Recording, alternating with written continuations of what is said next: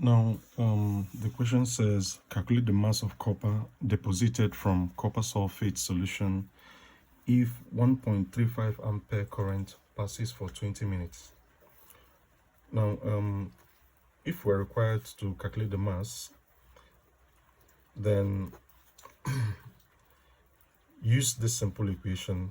We use the equation mass is equals the molar mass, okay, multiply by the current, okay, multiply by the current, then multiply by time, okay. The current is in ampere and then the time is in seconds, then divided by the number of electrons,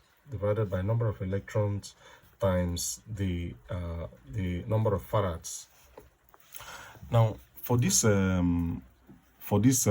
electrolysis question, we have copper sulfates, and if you remember, copper sulfates, okay, 2 electrons are required to reduce this to copper, okay, reduce this to free copper, okay.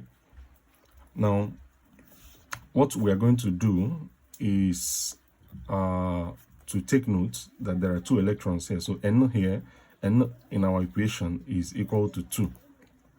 So for us to calculate the mass, so mass will be equal to the molar mass is 63.5. So 63.5 times the current.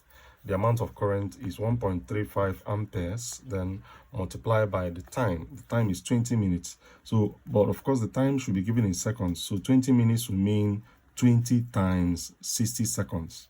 So then this is divided by number of electrons, which is 2, then multiply by the number of farads.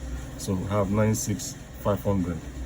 So 96,500. So the mass, of course, will be equal to 1.35 times 63.5, then times 1.35.